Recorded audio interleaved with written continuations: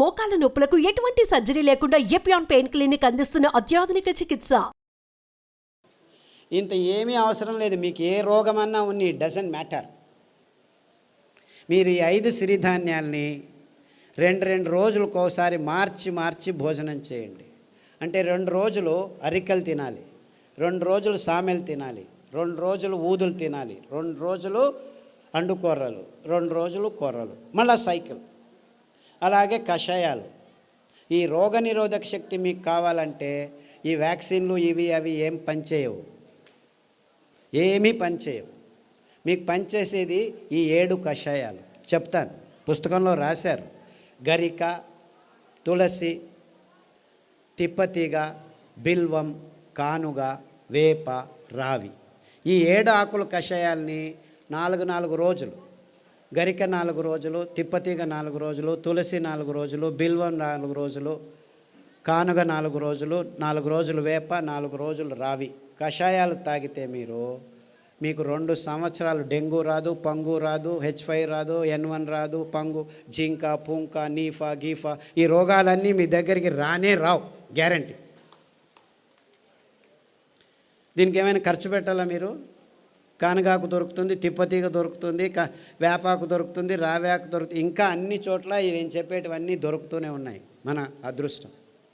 ఒక్క పైసా ఒక్కరూ ఖర్చు పెట్టాల్సిన పని లేదు. ఆకులు తెచ్చుకోండి, బాగా కడగండి. ఏ దానిలతో కడుగుతారు? ఏ నీళ్ళతో కడుగుతారో? ఆర్వో వాటర్తో కడగండి. రాగి ప్లేట్ ఉంచిన మట్టి కుండలో ఉన్న నీళ్ళతో కడగండి, స్ట్రక్చర్డ్ వాటర్తో కడగండి. అర్థమైందా?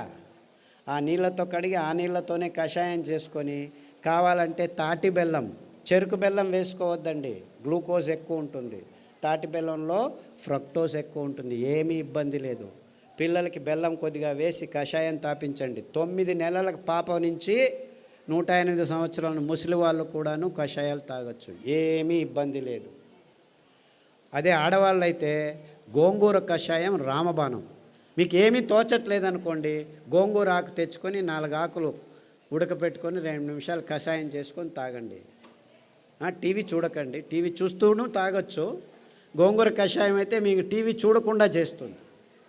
మీకు ప్రజ్ఞ ఎక్కువ అవుతుంది, రోగనిరోధక శక్తి ఎక్కువ అవుతుంది, అద్భుతమైన రక్తహీనత నుంచి దూరంగా చేసేదానికి వీలవుతుంది, వైట్ డిశ్చార్జ్ తక్కువ అవుతుంది.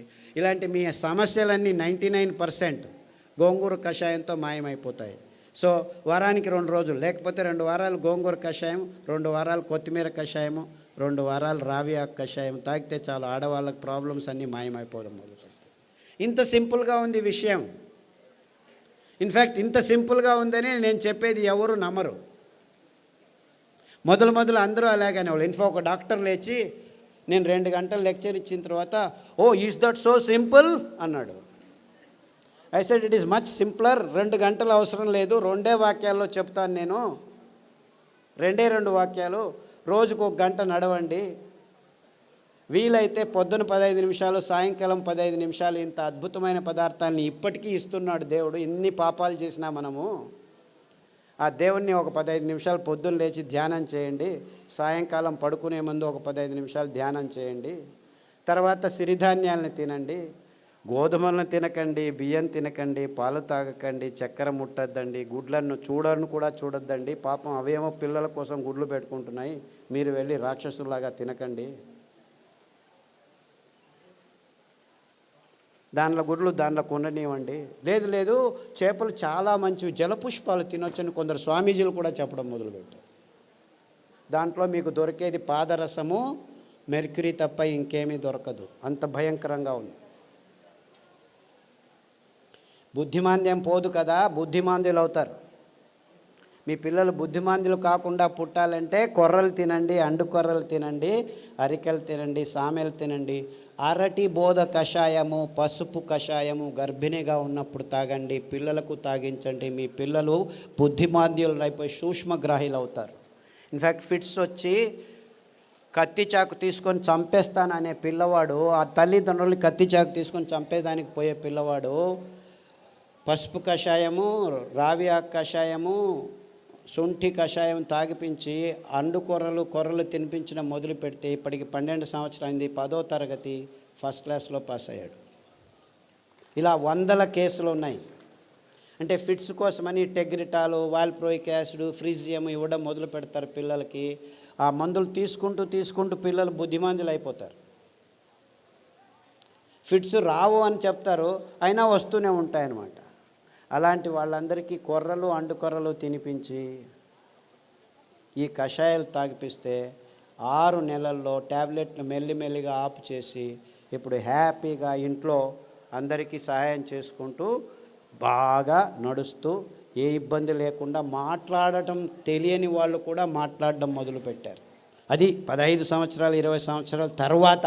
అంతవరకు మాటలు అనేది తెలియని పిల్లలు కూడాను ఇప్పుడు మాటలు నేర్చుకుంటున్నారు. ఇలాంటి అద్భుతమైన విషయాలు ఈ ధాన్యాల్లో, ఈ కషాయాల్లో ఉన్నాయని చెప్పేదానికి నాకు చాలా చాలా సంతోషంగా ఉంది. అర్థమవుతుందా? It's very simple, very very simple.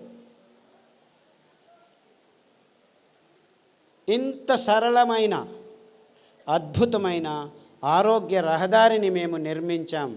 ఇంకా బాకీ ఉంది ఏమిటి? మీరందరూ అందులో నడవటం మాత్రమే. అంతే. అందరికీ ఆహ్వానం, ఆరోగ్య రహదారిలో నడవండి అని మా విన్నపంతో మీ అందరికీ వందనాలు. సిరిధాన్యాలు తింటే అరగట్లేదు అని దీనికి 2 కారణాలు ఉన్నాయి. మీరు పొద్దున్న సిరిధాన్యం ఇడ్లీలు తింటే రాత్రి వరకు ఆకలి కాదు. మీరు అనుకుంటున్నారు ఈ బియ్యం తిని 2 గంటలకే ఆకలి అవుతుంది కదా, సో అది బాగా అరుగుతుంది అనుకుంటున్నారు. అలా కాదు. ఇది సిరిధాన్యాలు తింటే మీకు ఎంత కావాలో అంత గ్లూకోజ్ అందుతూ ఉండటం వల్ల మీకు ఆకలి కాదు. అంటే అది జీర్ణం కావట్లేదని కాదు మీకు అర్థం. అందరికీ ప్రాబ్లం అది. అంతేకాకుండా మీరు సిరిధాన్యాల్ని బియ్యంలాగే కుక్కర్లో వేసి పుస్ అని 4 కూగులు కూగించేస్తే రాదనమాట. అది ఉడకదు. రాత్రి నానబెట్టి పొద్దున ఉడకబెట్టుకోవాలి. కనీసం 3 గంటల నుంచి 6 గంటలు నానబెట్టాలన్నమాట. నానబెట్టి వండితే ఆ ధాన్యం తింటే మీరు హ్యాపీగా ఫీల్ అవుతారు, ఆరోగ్యంగా ఉంటుంది. సిరిధాన్యాలు చిన్న పిల్లలు 9 నెలల పిల్లలు కూడాను జీర్ణించుకోగలరు, ఏమీ ఇబ్బంది లేదు. కానీ మీరు వంట వండే విధానంలో మార్పు రావాలి. నానబెట్టి వంట చేయాలి. హలో సార్, మేము dialysis patient. Kidney infection. Hello, కిడ్నీలో చాలా రకాలైన ఇబ్బందులు ఉన్నాయి.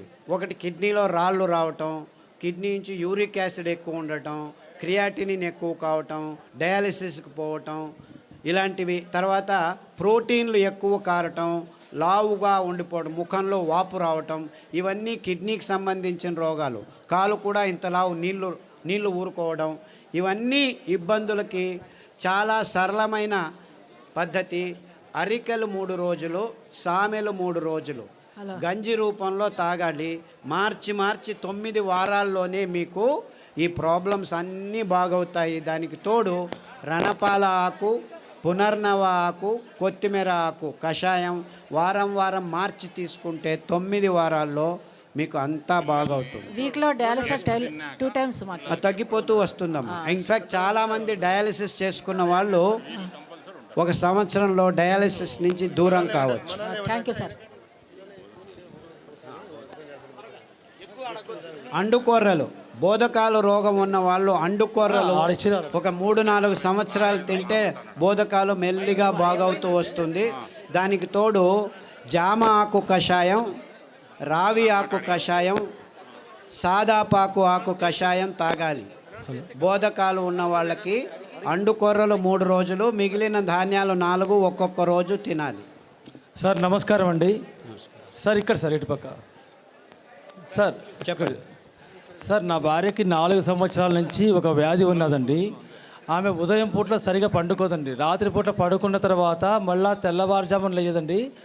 ఆ రాత్రి తెల్లవారుజామున అట్లా 2 రోజుల వరకు అలాగనే నిద్రపోతుందండి. లేస్తే తల తిరిగి వెంటనే మళ్ళీ కింద పడిపోతుందండి.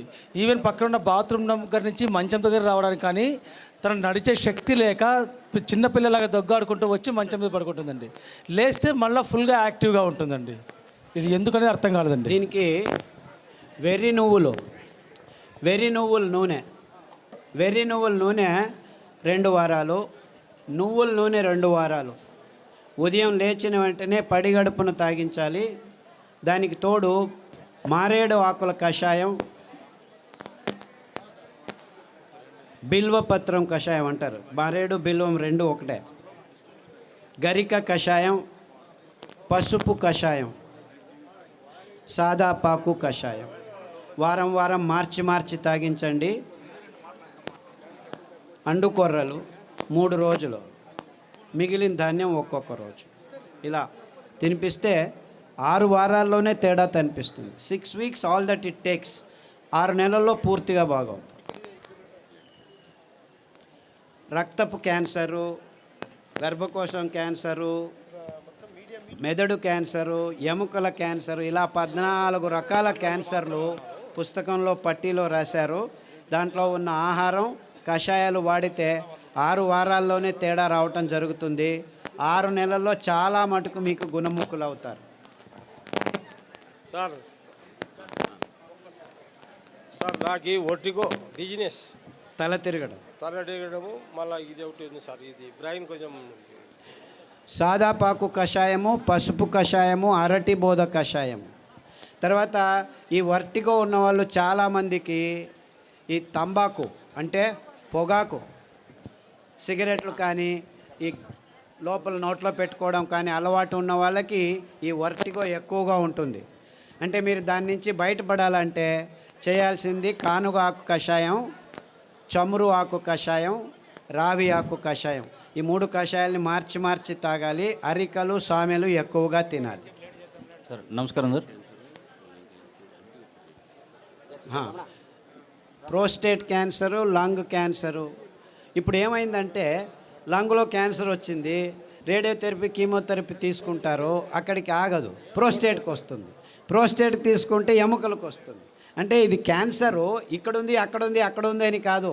క్యాన్సర్ మొత్తం దేహంలో ఉంది, ఒక్కొక్కసారి ఒక్కొక్క చోట బయటపడుతుంది అని అది అర్థం చేసుకోవాలి. కాబట్టి అన్ని క్యాన్సర్లకు మూలం ఒకటే. అందువల్ల మీరు పారిజాతము, రావి ఆకు, జామ ఆకు కషాయాలు అన్ని క్యాన్సర్లకు బేస్గా ఉండాలి. ఈ 5 ధాన్యాల్ని 2 రోజులు తినడం మొదలు పెట్టండి. 6 వారాల నుంచి 6 నెలల్లో మీకు గుణముఖుడవడం మొదలు పెడతారు. 2 సంవత్సరాల్లో పూర్తి క్యాన్సర్ మీ దేహం నుంచి బయటపడిపోతుంది. ఏమీ ఇబ్బందులు ఉండకుండా జరుగుతుంది. బ్రెయిన్ స్ట్రెంగ్తింగ్ చేసి అదే చెప్పాను కదా, సదాగా సాదాపాకు, పసుపు కషాయాలన్నీ ఈ నర దౌర్బల్యానికి జరిగినదానికి. తర్వాత నువ్వుల నూనె, వెర్రి నువ్వుల నూనె తాగండి. IBS పుస్తకంలో రాసాము. IBS, క్రాన్స్ డిసీజు, కొల్లైటిస్ ఇవన్నీను లిస్ట్ చేశాము.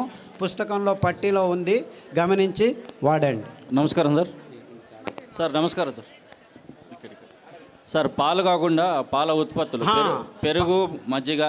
పాలు లాక్టోబాసిల్లస్ తోడుకు పెరుగుకు వేసుకుంటే అందులో ఉన్న కెమికల్స్ అన్నీ నిర్నామం అయిపోతాయి ఫర్మెంటేషన్ వల్ల. అంతేకాకుండా మనకు పాలు, కొబ్బరి పాలు అతి అద్భుతమైన పాలు, అన్ని రోగాలను దూరం చేస్తాయి. నువ్వుల పాలు ఇంకా మంచిది, రాగి పాలు మంచిది.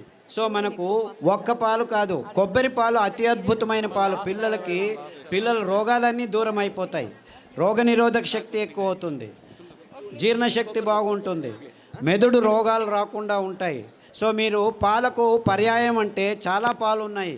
కొబ్బరి పాలు, నువ్వుల పాలు, రాగుల పాలు, సజ్జల పాలు, ఇలా 4-5 రకాల పాలు. దానిలో నుంచి పెరుగు కూడా చేసుకోవచ్చు, ఏమీ ఇబ్బంది లేదు. సార్ నమస్కారం అండి. నా పేరు పూల రమణ సార్. ఈ పరిసర ప్రాంతాల్లో మాకు రాగిడి భూములు ఎక్కువ సార్. సో ఈ ప్రాంతంలో మేము ఎక్కువగా జొన్నలు పండిస్తుంటాం. జొన్నలు, రాగులు, సద్దలు పండిస్తుంటాం. వాటి గురించి కూడా మీరు కొంచెం దయచేసి వాటి వివరణ కూడా ఇవ్వాలి. పుస్తకంలో రాశారు తటస్థ ధాన్యాలని. ఎందుకు మీరు రాగులు, సజ్జలు, జొన్నలే ఇంకా పెంచుతున్నారంటే కారణం ఇంతే. ఇది చాలా టెక్నికల్ రీజను, ప్రాక్టికల్ రీజను. రాగులు, సజ్జలు, జొన్నలు నగ్న బీజాలు అంటారు. అంటే దానిల మీద కవచం ఉండదు. అంటే దాన్ని మీరు మిషన్కి తీసుకెళ్ళి డీహస్కింగ్ చేయాల్సిన పని లేదు. అందుకే